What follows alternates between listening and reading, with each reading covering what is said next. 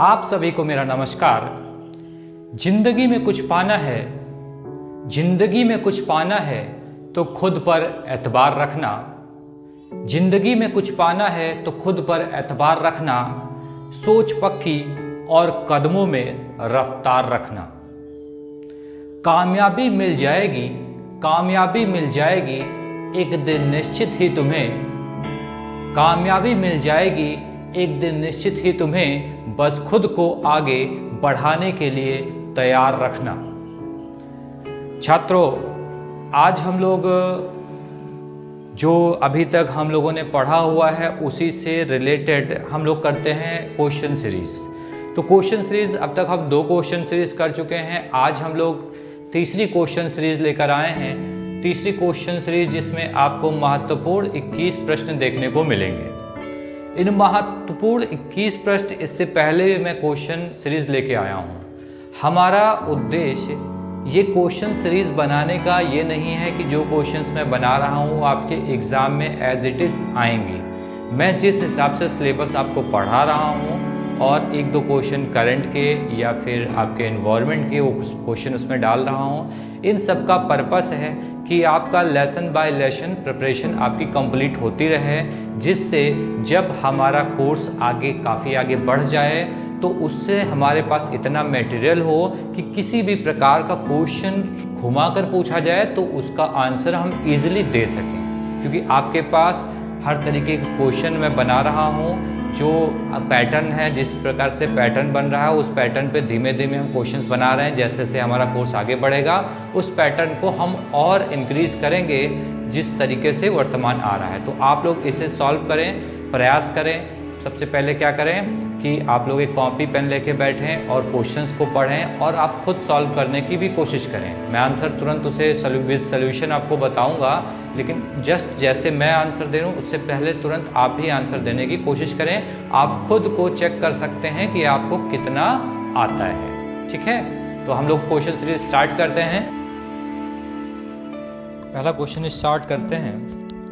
विश्व की प्राचीनतम एवं नवीनतम पर्वत श्रृंखला कौन सी है?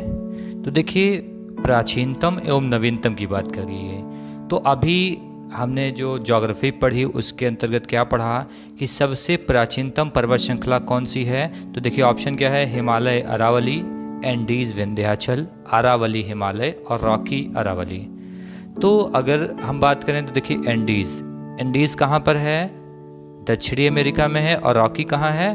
उत्तरी अमेरिका में है। ठीक है, तो सबसे पहले प्राचीनतम की बात की तो हम प्राचीनतम बात करें तो सबसे प्राचीनतम हमने कौन सी पढ़ी है? अरावली। अरावली क्या है? सबसे प्राचीनतम पर्वत श्रृंखला है। भारत की है नहीं अपितु पूरे विश्व की प्राचीनतम पर्वत श्रृंखला है। तो अरावली किस में है? पहले प्राचीनतम पहले पूछा गया तो पहले कौन सी? अरावली। फिर पूछा गया नवीनतम, तो नवीनतम कौन सी? हिमालय, जिसका निर्माण किससे हुआ? टेथिस सागर से। तो इसमें थर्ड ऑप्शन सही होगा।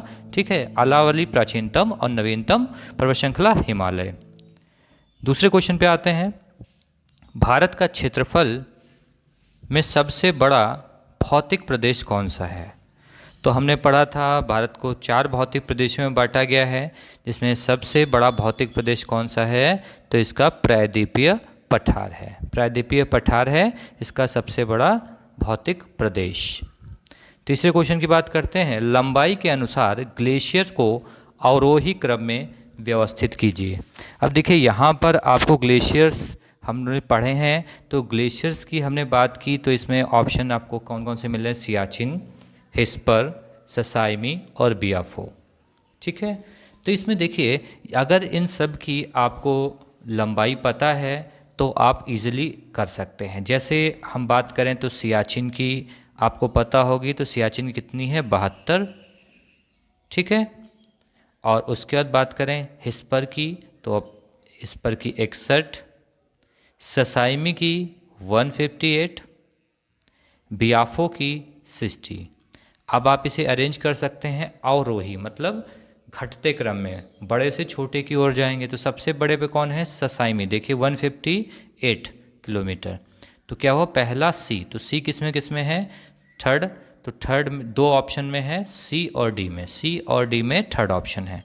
फिर दूसरे पे कौन से आएगा, दूसरे पे कौन सा है, सियाचिन आया, तो सियाचिन मतलब 1, तो देखिए 1 किस में है, तो देखिए सी और डी में थर्ड था, 1 किस में है, सी में, तो देखिए बहुत हद तक ये हमारा आंसर आ गया। और तीसरे पे फिर कौन सा है, तीसरे पे कौन सा होगा, हिस्पर 61, तो हमारा आंसर क्या हो गया, सी ऑप्शन हो गया। ठीक है, सबसे लंबा कौन सा, साइमी, फिर सियाचिन, फिर हिस्पर और फिर बियाफो। अगले क्वेश्चन पे आते हैं। अरावली पर्वत श्रृंखला का सर्वोच्च शिखर कौन सा है। तो अरावली पर्वत श्रृंखला का सर्वोच्च शिखर कौन सा है, तो इसमें आप लोग देखें तो अरावली पर्वत पूछा गया। देखिए K2 कहाँ पर है, तो K2 हिमालय की काराकोरम श्रृंखला पर है। ठीक है, तो ये क्या है, काराकोरम पर है। गुरु शिखर, फिर है माउंट एवरेस्ट, ये भी हिमालय पर है। ठीक है, सबसे ऊंचा पर्वत है। ठीक है, कंचनजंगा ये भी हिमालय पे है। गुरु शिखर जो है ये अरावली पर्वत श्रृंखला की कहाँ पर है, माउंट आबू पर स्थित, माउंट आबू कहाँ है, राजस्थान पर स्थित गुरु शिखर सर्वोच्च शिखर है, जो कितना है, 1722 मीटर ऊंचा है। कितना है, 1722 मीटर ऊंचा है। अगले क्वेश्चन पे हम लोग आते हैं। शीर्ष तट रेखा वाला केंद्र शासित, शीर्ष तट रेखा वाला राज्य ऑब्लिक केंद्र शासित प्रदेश कौन सा है। तो देखिए इसमें राज्य और केंद्र शासित दोनों इंक्लूड किए गए हैं। अगर हम बात करें तो सर्वाधिक शीर्ष तट रेखा, वैसे राज्य की बात करें तो किसकी है, गुजरात की होती है। किसकी होती है, गुजरात की। लेकिन जब यहाँ केंद्र शासित को इंक्लूड कर लिया गया है तो हमने बताया था कि देखिए इनमें केंद्र शासित प्रदेश कौन सा, अंडमान निकोबार। तो अंडमान निकोबार जो है सर्वाधिक शीर्ष तट रेखा इसी की है, क्योंकि ये छोटे छोटे बहुत सारे द्वीपों में है, तो इसी की सर्वाधिक तट रेखा पाई जाती है। अगर पूछा जाता है सिर्फ राज्य, तो राज्य होता है गुजरात, लेकिन राज्य ऑब्लिक केंद्र शासित प्रदेश पूछा गया तो कौन सा होगा, अंडमान निकोबार। अगले क्वेश्चन पे आते हैं। निम्न में गलत विकल्प का चयन करें। तो देखिए यहाँ पर बात करें तो भारत का जनसंख्या घनत्व 382 प्रति वर्ग किलोमीटर है। तो ये ऑप्शन सही है कि नहीं है, तो ये बिल्कुल सही है, 382 वर्ग किलोमीटर है। उसके बाद है भारत का लिंगानुपात। तो भारत का लिंगानुपात कितना है, अभी चलिए सपोज दैट ये हमको मान लीजिए आपको नहीं पता। अगले की हम बात करते हैं। भारत में कुल साक्षरता 74.4%, ये भी सही है। अगला है भारत का क्षेत्रफल 32,87,263 वर्ग किलोमीटर है, ये भी सही है। अब देखिए भारत का लिंगानुपात, जब भारत के लिंगानुपात की बात की गई है तो इसमें देखिए 912 दिया हुआ है। 912 कहाँ का लिंगानुपात है, यूपी का है। ठीक है, तो आंसर तो हमारा बी सही होगा। आप लोग कमेंट करके बता सकते हैं कि हमारे भारत का लिंगानुपात कितना होगा, ये आप कमेंट करेंगे। अगला क्वेश्चन है, ऑस्ट्रेलियन ओपन 2020 के संदर्भ में निम्न में कौन कथन गलत है। ठीक है, ऑस्ट्रेलियन ओपन ये ग्रैंड स्लैम होते हैं, तो ऑस्ट्रेलियन ओपन 2020। ठीक है, तो इसकी हम बात करें तो पहला ऑप्शन है महिला एकल की विजेता सोफिया केनिन रहीं, तो ये सही है कि नहीं है। दूसरा है ऑस्ट्रेलियन ओपन हार्ड कोर्ट में खेला जाता है। तीसरा पुरुष एकल के विजेता, इसमें जोआक लिखा है बल्कि नोवाक होगा, नोवाक जोकोविच रहे। और चौथा नोवाक जोकोविच ऑस्ट्रेलियन ओपन के 8 खिताब जीतने वाले दूसरे पुरुष बने। तो देखिए यहाँ पर इसका मतलब है कि आपको ऑस्ट्रेलियन ओपन के बारे में फुल डिटेल होनी चाहिए। तो ऑस्ट्रेलियन ओपन देखिए महिला एकल विजेता की बात करें तो सोफिया केनिन रही हैं, बिल्कुल सही बात है। और ये कहाँ से बिलोंग करती हैं, ये भी एग्जाम में पूछा सकता है, तो ये कहाँ की हैं, अमेरिका की हैं। कहाँ की हैं, अमेरिका की हैं। दूसरा option Australian open hard court पे खेला जाता है, ये भी बिल्कुल सही ऑप्शन है। तीसरा है पुरुष एकल के विजेता नोवाक जोकोविच रहे, ये भी सही है। और नोवाक जोकोविच कहाँ से बिलोंग करते हैं, तो ये कहाँ से करते हैं, सर्बिया से रहने वाले हैं। अगला है ऑप्शन नोवाक जोकोविच ऑस्ट्रेलियन ओपन के 8 खिताब जीतने वाले दूसरे पुरुष बने। देखिए जब बाकी सब सही हैं तो ये इसमें गलत होने की संभावना क्या है, तो देखिए यहाँ पर 8 खिताब जीतने वाले बिल्कुल सही है, लेकिन लिखा है दूसरे पुरुष, ये दूसरे नहीं बल्कि प्रथम रहे हैं, फर्स्ट रहे हैं। 8 खिताब जीतने वाले पहले पुरुष बने हैं, तो इसका ऑप्शन क्या होगा, D option is the right option. 8वें क्वेश्चन पे आते हैं। केंद्र सरकार का बजट 2020-21 में कितना था। तो केंद्र सरकार की बात करें तो बजट जो है 1 फरवरी 2020 को वित्त मंत्री निर्मला सीतारमण ने प्रस्तुत किया था। तो इस बजट की कई विशेष बातें थी। ये बजट बही खाते के रूप में प्रस्तुत किया गया था और लाल रंग के मखमली कपड़े में से प्रस्तुत किया गया था। बहुत ही लंबा ये बजट भाषण चला था, लगभग 2 घंटा 40 मिनट का ये बजट भाषण चला था। तो इसमें कुल बजट कितना निर्धारित किया गया था, तो इसमें बजट जो था 30.42 30.42 लाख करोड़ इसका बजट था केंद्र सरकार का। तो first option A is the right option. अगला क्वेश्चन की बात करते हैं, चैंपियन ऑफ द अर्थ 2018 का पुरस्कार किसे मिला। तो देखिए चैंपियन ऑफ द अर्थ बहुत लोगों को पता होगा कि नरेंद्र मोदी को चैंपियन ऑफ द अर्थ मिला। उसके बाद इसमें ऑप्शन क्या बन रहा है, नरेंद्र मोदी हो गए, फिर है इमैनुअल मैक्रो जो एक फ्रांसीसी राष्ट्रपति हैं, अगला है उपरोक्त दोनों प्रणब मुखर्जी। तो प्रणब मुखर्जी को तो ये नहीं मिला है। अब बात करते हैं नरेंद्र मोदी इमैनुअल मैक्रो, तो इसमें दोनों को ही ये पुरस्कार मिला है। इसका आंसर क्या होगा, उपरोक्त दोनों। 10वें क्वेश्चन पे आते हैं, निम्न में कौन सा इन सीटू का उदाहरण है, कौन सा इन सीटू का उदाहरण है। तो देखिए यहाँ पर आपको ये इन्वायरमेंट का क्वेश्चन है, इन सीटू और एक्स सीटू, स्वास्थाने और अपस्थाने। तो इन सीटू का अर्थ होता है स्वास्थाने, स्वास्थाने मतलब स्वयं के स्थान में। तो यहाँ पर पूछा गया इन सीटू का उदाहरण नहीं है, ठीक है। तो सबसे पहले हम बात करते हैं इन सीटू कहते किसे हैं। आप लोग तब तक आंसर कर सकते हैं इन सीटू किसे कहते हैं। तो इसका अर्थ हुआ स्वास्थाने, मतलब किसी भी जीव या मतलब कहा जाए कि प्राकृतिक आवास में जो स्वयं के स्थान में रखा जाए, ठीक है। जैसे नेशनल पार्क, तो नेशनल पार्क क्या होता है, कहीं भी ऐसी प्लेस जहाँ पे जीव जंतु रह रहे हैं और उसी को कवर्ड कर दिया जाता है, उसी को नेशनल पार्क। तो ये क्या होगा, इन सिटू का उदाहरण है। भी है वाइल्ड लाइफ सेंचुरी, ये भी जो है उदाहरण है, क्योंकि उनको स्वयं के स्थान में रखा जाता है। स्वास्थाने मतलब स्वयं के स्थान पर संरक्षित करना, ठीक है।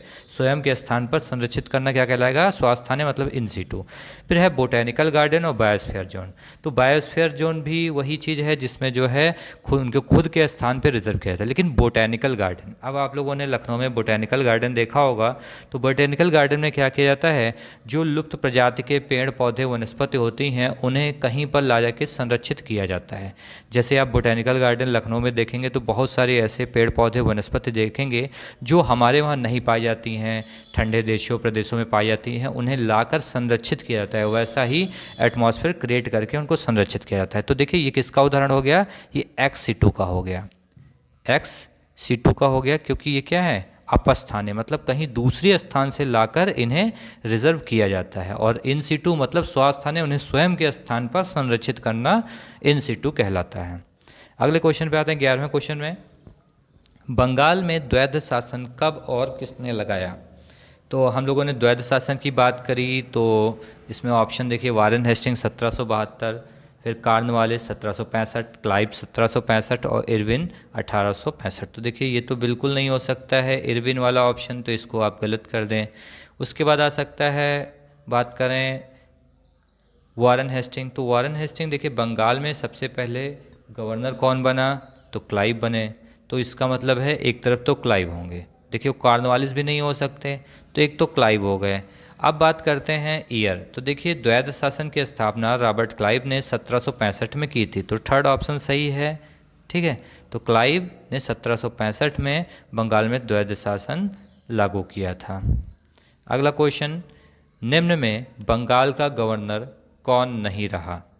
तो देखिए बंगाल के गवर्नर की बात करें तो हमने इस पर डिस्कस किया था, तो क्लाइव जो है ये तो बंगाल के पहले गवर्नर रहे, ठीक है। उसके बाद वारेन हेस्टिंग बंगाल के अंतिम गवर्नर रहे, ठीक है। और इन दोनों के बीच में एक महोदय हमने और पढ़े थे, कार्टियर। लेकिन सपोज डेट आप कार्टियर और सर जॉन शोर में कन्फ्यूज़न है, तो सर जॉन शोर बाद में आते हैं, तो ये तो नहीं हो सकते हैं क्योंकि ये गवर्नर जनरल के रूप में आए थे, ठीक है। तो कार्टियर भी क्या थे, बंगाल के गवर्नर थे। तो निम्न में कौन सा सही नहीं है, तो सर जॉन शोर, क्योंकि ये क्या थे, गवर्नर जनरल थे, ना कि गवर्नर सिर्फ थे। अगला क्वेश्चन है, निम्न को सही सुमेलित कीजिए। अब देखिए यहाँ पर इसको सही सुमेलित करना है, तो इसमें चीज़ें आपको पता होनी चाहिए। जैसे आपको पता है द्वैध शासन, तो द्वैध शासन अभी पिछले क्वेश्चन में भी आया था। कई बार एग्ज़ाम ऐसा होता है कि आए हुए क्वेश्चन में कुछ न कुछ पॉइंट आपको कॉमन मिल जाता है। तो द्वैध शासन कब था, 1765, राजस्व बोर्ड। राजस्व बोर्ड का गठन कब हुआ था? तो राजस्व बोर्ड का गठन कब हुआ था? 1772 में हुआ था। फैजाबाद की संधि कब हुई थी? तो 1775 में हुई थी। और सुप्रीम कोर्ट की स्थापना तो 1774 में हुई थी।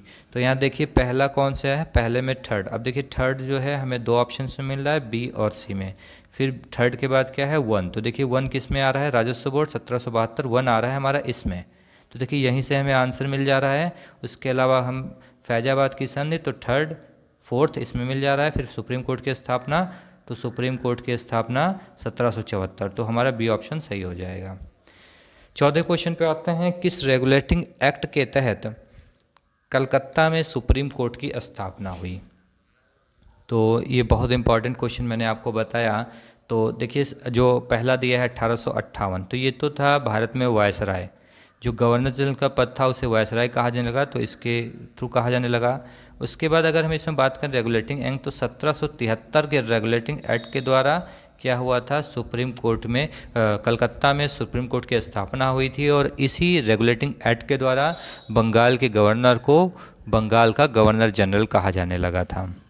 अगले क्वेश्चन पे आते हैं। निम्न में गलत कथन का चयन करें।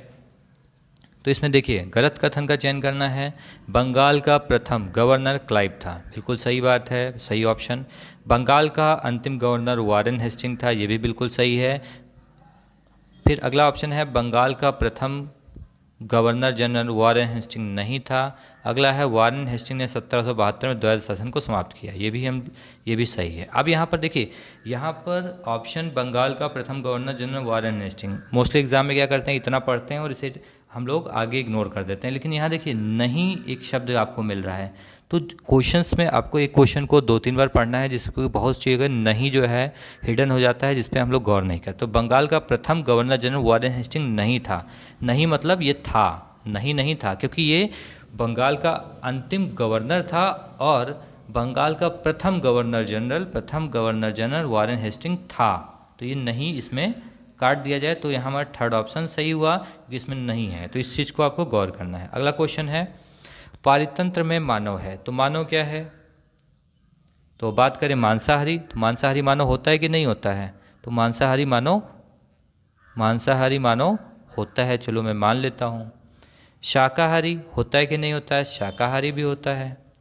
अपघटक नहीं होता है। फिर ऑप्शन आता है सर्वाहारी। तो देखिए यहाँ पर जब मांसाहारी शाकाहारी ऑप्शन आपको एक ही सही करना है, तो मानव क्या होता है? मांसाहारी और शाकाहारी दोनों होते हैं, तो जो दोनों होते हैं कॉमन होते हैं उन्हें क्या बोला जाता है? सर्वाहारी बोला जाता है। तो मानव पारितंत्र में कैसा है? सर्वाहारी है। अगला क्वेश्चन, निम्नलिखित नोबल गैसों में कौन सी वायु में नहीं पाई जाती? तो देखिए कौन सी वायु में नहीं पाई जाती? तो देखिए हीलियम पाई जाती है, आर्गन पाई जाती है, रेडॉन क्या है? रेडॉन नहीं पाई जाती और नियॉन पाई जाती है। तो यहाँ आंसर क्या होगा? रेडॉन। देखिए जब वायु में बात की गई तो सबसे ज़्यादा कौन सी गैस पाई जाती है? नाइट्रोजन पाई जाती है 78%, ऑक्सीजन 21%, आर्गन 0.93% और कार्बन डाइऑक्साइड 0.03%। बाकी अन्य गैसों के अंतर्गत हीलियम और नियॉन पाई जाती हैं। अगला क्वेश्चन है जैव विविधता की दृष्टि से समृद्ध स्थल। देखिए जब जैव विविधता की बात की गई है तो इन्वायरमेंट की आती है। पूर्वी घाट की बात करें, पश्चिमी घाट, पूर्वोत्तर क्षेत्र, हिमालय क्षेत्र। तो देखिए सर्वाधिक जैव विविधता पश्चिमी घाट में पाई जाती है।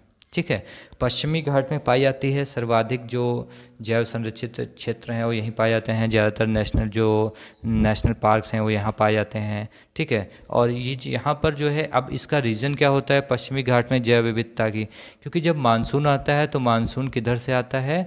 दक्षिण पश्चिमी दिशा से मानसून आता है। तो यहाँ पर क्या होता है? पश्चिमी घाट पर बरसात होती है, यहाँ पर अत्यधिक वन पाए जाते हैं, जिसके कारण यहाँ पर क्या है? जैव विविधता अधिक पाई जाती है। अगला क्वेश्चन है निम्न को सही सुमेलित कीजिए। तो निम्न को सही सुमेलित करना है तो इसमें देखिएगा डॉप्सन। तो डॉप्सन ये इकाई है, किसकी इकाई है? तो क्या है? ओजोन परत को नापने की मोटाई। ठीक, ओजोन परत की मोटाई नापी जाती है। सोनार क्या होता है? तो समुद्र की गहराई सोनार से मापी जाती है। बैरोमीटर, तो बैरोमीटर से क्या होता है? ये क्या होता है? वायु दाब। और एनीमोमीटर वायु की गति। बार बार देखिए जो इसमें चारों ऑप्शन हैं बार बार एग्जाम में पूछे जाते हैं, इन चारों को ही मस्ट है कि आप लोग अच्छे से याद करें। तो देखिए पहले डॉप्सन तो फोर्थ, तो देखिए इसमें फोर्थ आ रहा है, इसमें फोर्थ आ रहा है फर्स्ट और बी ऑप्शन में। फिर सोनार, सोनार का क्या है, समुद्र की गहराई मतलब थर्ड, तो देखिए थर्ड किस में आ रहा है, इस ऑप्शन में, बी ऑप्शन में थर्ड आ रहा है। फिर बैरोमीटर सेकेंड और एनीमोमीटर फर्स्ट, तो हमारा बी यहाँ पर सही हो जाता है। अगला क्वेश्चन है निम्न में गलत विकल्प का चयन करें। तो देखिए गलत विकल्प का चयन करना है। विश्व बाघ दिवस, तो विश्व बाघ दिवस 29 जुलाई को मनाया जाता है, सही ऑप्शन है। जनसंख्या दिवस 11 जुलाई को मनाया जाता है, बिल्कुल सही है। संयुक्त राष्ट्र दिवस और जैव विविधता, विश्व जैव विविधता दिवस, दो में थोड़ी सी कन्फ्यूज़न है। तो अगर हम बात करें संयुक्त राष्ट्र दिवस 24 अक्टूबर को मनाया जाता है, ये सही है। और विश्व जैव विविधता दिवस तो ये दिया है 22 अप्रैल, बल्कि 22 अप्रैल को ना होकर ये 22 मई को मनाया जाता है। ठीक है, तो यहाँ पर ऑप्शन हमारा डी जो है सही हो जाएगा। अगला आखिरी क्वेश्चन की बात करते हैं। निम्न में गलत विकल्प का चयन करें। 1863 में प्रथम ICS Indian civil services Satyendra Nath Tagore थे।